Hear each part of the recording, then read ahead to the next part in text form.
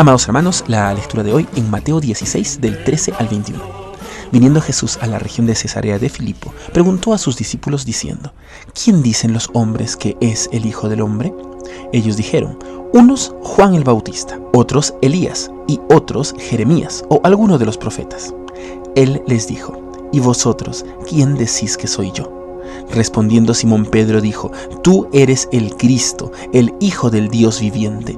Entonces le respondió Jesús: Bienaventurado eres, Simón, hijo de Jonás, porque no te lo reveló carne ni sangre, sino mi Padre que está en los cielos. Y yo también te digo que tú eres Pedro, y sobre esta roca edificaré mi iglesia, y las puertas del Hades no prevalecerán contra ella.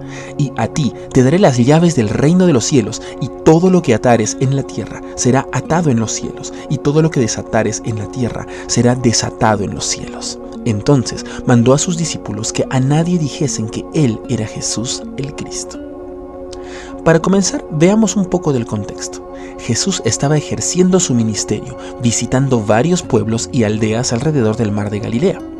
La oposición de los fariseos se hacía evidente y molesta. Empezaron a seguir a Jesús no para escucharle, sino para no perderse ni la más mínima oportunidad de hacerle caer. Pero Jesús era invulnerable. No cometió un solo error, de modo que por más que se esforzaban, los fariseos no podían entramparlo. Entonces Jesús, continuando sus viajes, se va a la provincia de Decápolis, más al norte a la ciudad de Cesarea de Filipo. En esta ciudad había una gran gruta tan profunda que su fondo era pura oscuridad.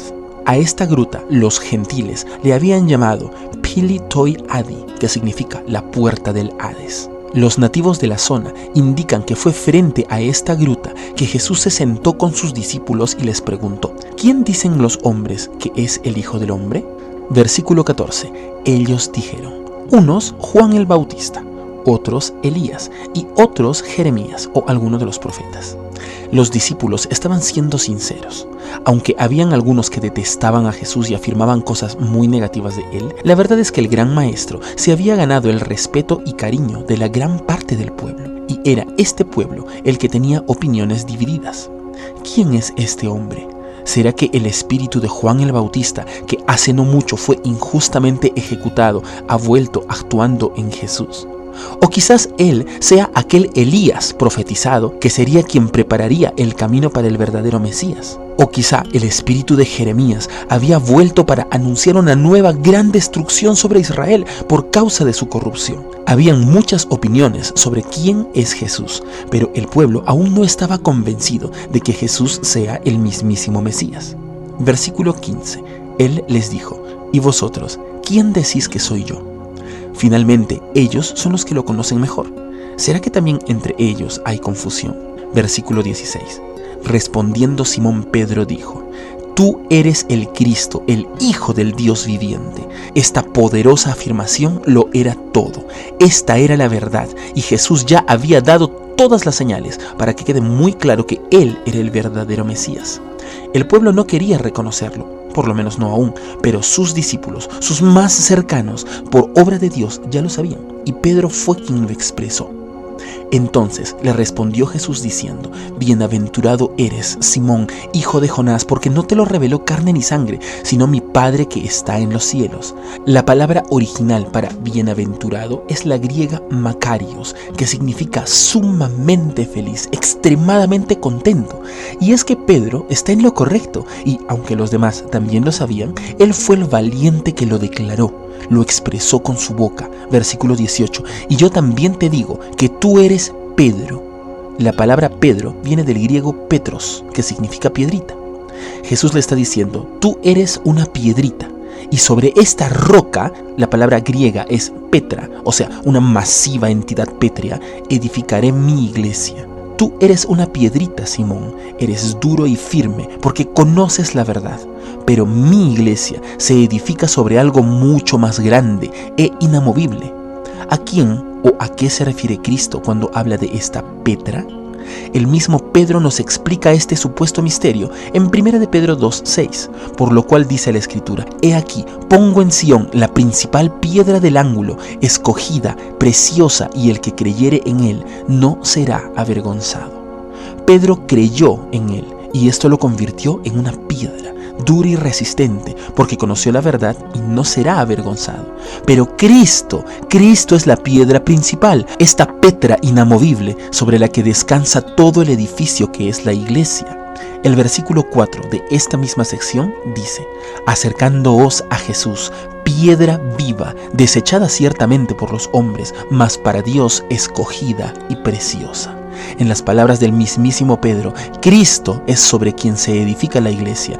Cristo es la piedra fundamental e inamovible, pero por la fe en Cristo, nosotros también nos volvemos piedritas. Versículo 5. Vosotros también, como piedras vivas, sed edificados como casa espiritual y sacerdocio santo. Somos piedritas que, puestos juntos, nos convertimos en este edificio glorioso al que llamamos la iglesia de Cristo. Simón no es la única piedrita. Todos nosotros, los que creemos en Cristo, también lo somos, y todos somos edificados sobre la petra que es Cristo Jesús. Como continúa diciendo Pedro, para ofrecer sacrificios espirituales aceptables a Dios por medio de Jesucristo. Pero volvamos a Mateo 16:18, que continúa con una poderosa afirmación: y las puertas del Hades no prevalecerán contra ella. Jesús había llevado a sus discípulos justo ante esta gruta que los gentiles conocían como Pili Toi Adi, o la puerta del Hades. Y ahí es donde Jesús les dice: las puertas del Hades no prevalecerán contra ustedes. Algunos han entendido esto como un llamado metafórico al evangelismo, que diría que arrebataríamos almas del Hades al predicar la palabra. Bueno, eso no es lo que se entiende en el contexto. ¿Qué significa entonces que las puertas del Hades no prevalecerían contra la iglesia? Para continuar, es importante hacer la salvedad que la palabra Hades no significa infierno o castigo eterno, sino simplemente sepulcro, o sea, lugar donde van todos los muertos, creyentes o no. Todos mueren físicamente y por lo tanto todos descienden al sepulcro. Antes de Cristo se creía que todo aquel que moría, o sea, que descendía al Hades o sepulcro, no volvía a salir jamás de él. Cuando el Hades cierra sus puertas, nadie puede escapar. Pero por Cristo, el Hades perdió su gloria de inescapable, pues todos los creyentes resucitarán. Los que creen en Cristo Jesús también morirían y serían sepultados como todos los demás, pero no se quedarían en el sepulcro, se levantarían de entre los muertos para subir a los cielos con Cristo Jesús, de modo que las puertas del Hades no pueden detenernos, o sea, las puertas del Hades no prevalecerán contra nosotros, la iglesia de Cristo, haciendo de estas palabras una poderosa profecía sobre nuestra resurrección. Y así como se le da una puerta metafórica al Hades, los cielos también tendrían su propia puerta metafórica, que está cerrada para todos, por el pecado que nos destituyó de la gloria de Dios. Entonces, para poder atravesar estas puertas de los cielos, se necesitan las llaves. Versículo 19, y a ti te daré las llaves del reino de los cielos. Pedro, al haber declarado que Cristo es el Mesías, el Hijo de Dios, se hizo representante de todos los que hacemos lo mismo, o sea, de toda la iglesia. Y Jesús, por la fe manifestada, le da a Pedro la entrada libre al reino de los cielos, porque por gracia somos salvos por medio de la fe. Ahora, Pedro tiene las llaves del reino, así como un hijo tiene las llaves de la casa de su padre. El cielo es su hogar, así como el cielo es nuestro hogar, pues de la misma manera todo aquel que declara su fe en Cristo Jesús recibe también de Cristo estas llaves por las que, como hijos en casa de su Padre, entraremos contentos al cielo después de haber escapado del sepulcro en el día de la resurrección. Versículo 19, y todo lo que atares en la tierra será atado en los cielos. Este reino de los cielos tiene sus embajadas en la tierra. Las embajadas son las iglesias y cada creyente es un embajador. Esta misma autoridad de atar y desatar que se le da a Pedro por su manifestación sincera de fe, también se le da a los demás discípulos 2 capítulos más adelante, pues ellos también tienen la misma fe.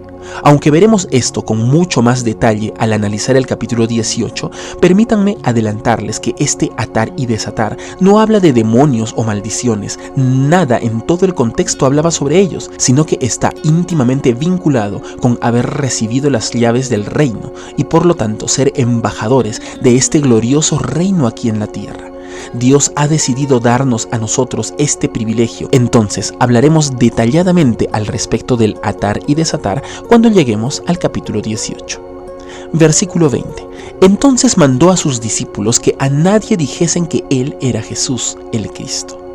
Ellos ya lo sabían, porque Dios se los manifestó, pero aún no era el momento de afirmarlo directamente a los demás. El pueblo tenía las mismas escrituras que los discípulos, y ellos también estaban viendo todas las señales, las profecías cumplidas y su predicación incomparable. El pueblo tendría que reconocer a Jesús como Mesías por su propia cuenta, y así lo hicieron en la entrada triunfal a Jerusalén.